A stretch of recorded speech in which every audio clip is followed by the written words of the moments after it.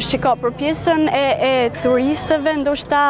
nuk mund ta them që kemi klienti potencial, pasi ne jemi një supermarket vogël që funksionojmë brenda vendit. Aktualisht patjetër më shpresën për të rritur. Janë pikërisht këto pjesët e këtyre eventeve që ne marrim pjesë, apo panajiret që ne kemi marrë pjesë dhe më parë, që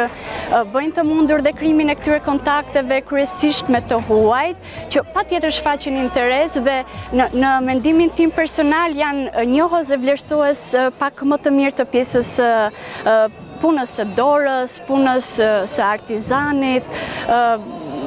ndoshta pak e qardhje që e them, po janë ata vlerësuesit dhe njohësit më të mirë të vlerës së punës së dorës dhe kryesisht të produkteve që ne tregtojmë.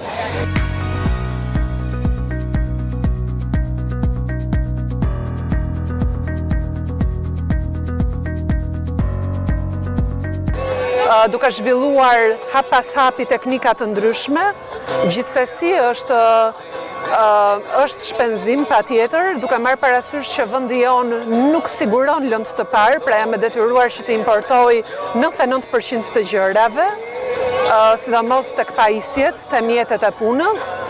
por kosto ka patjetër, gjithsesi ka dhe një reagim nga njerëzit, nga konsumatorët potenciale të themi. Patjetër që shton kosto, megjithatë duke vënë peshore se çfarë quajun si vlerë, anon më tepër që të shpenzojmë më tepër për burim etik, se sa të fitojmë më tepër, që për mua është gjë e përkohshme as pak e qëndrueshme.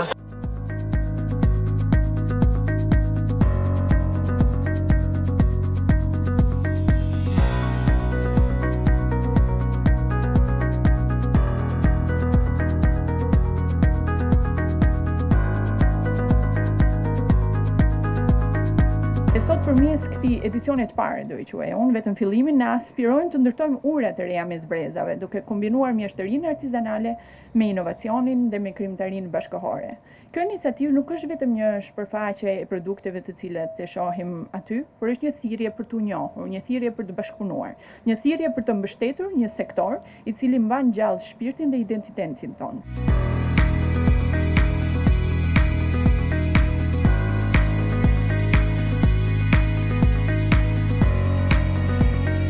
Artizanati, një trashëgimi e gjallë, një gjuhë universale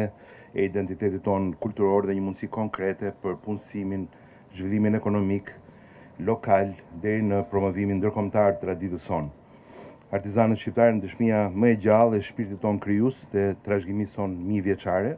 Turistët kërkojnë autenticitet dhe këtë e gjejnë në kostumet tona popullore, në qilimat, në filigrane, në veklat muzikore tradicionale dhe në bukurinë e produkteve të punuara me dorë.